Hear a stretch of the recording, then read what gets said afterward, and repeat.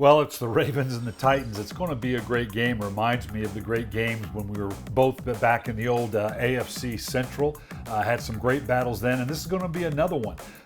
You're pitting the #1 rushing team in the NFL, the Ravens, against the best rusher in the league in Derrick Henry. So we know there's going to be a lot of runs on the ground. The last time the Ravens took a 21-13 lead, that was in Week 11, but the defense wore out. Now, you had no Brandon Williams, no Calais Campbell, and they wore down and ended up losing in overtime 30-24. The key is to stopping Derrick Henry, and you're going to have to do it in a lot of different ways. First play I'm going to show you, and Wink Martindale is going to have to dial up some good run pressures. You don't just blitz in passing situations, you do it in running situations as well. And here you're going to see Marlon Humphrey coming off the edge. It's a basically corner blitz. They see that it's a run blitz, comes in, does a nice job blowing up Derrick Henry and getting to him before he can get started. Now the next play, it's a 2nd and 7. I really like this. You're going to see Matt Judon on the left side. Watch the way he holds the edge. He locks out that inside arm, keeps his outside arm free. That means Henry's got no place to go to the outside. He sees that, has to come back to the inside, and he's got no place to go because the rest of the posse is beginning to show up, so to speak. It's this type of picket fence defense that we've got to see. Now, this next play is not so good, and this is something that the Ravens have to stay away from. The Titans do a nice job getting a hat on a hat. It's just a simple play off the right side of the Titans' offensive side. And you can see Queen, he steps up and gets caught up in the trash, so to speak, among the defensive line. That creates an alley for Derrick Henry to burst through with a full head of steam, and that's the last thing you want to see is Derrick Henry getting downhill with a full head of steam.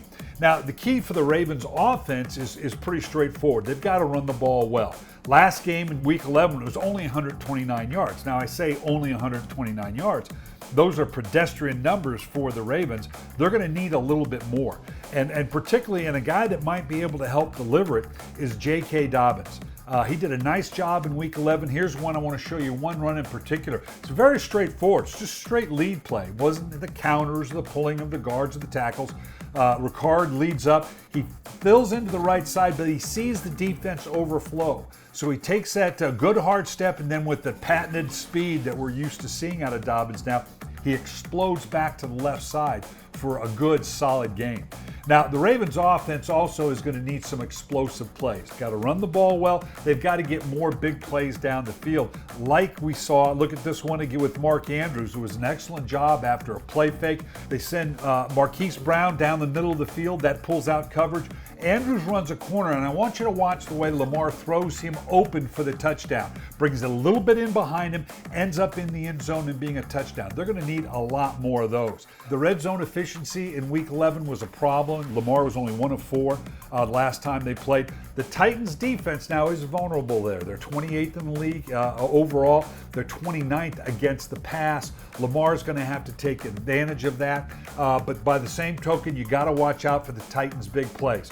Corey Davis, Brown, these are big play guys. They're big receivers. You can't let Ryan Tannehill, who really didn't have to do much in the playoff game last year, was excellent in Week 11. He can get the ball down to them. So in stopping the run, you create too many one-on-one matches up on the outside. You better make sure you take care and don't let Ryan Tannehill beat you with the big plays down the field.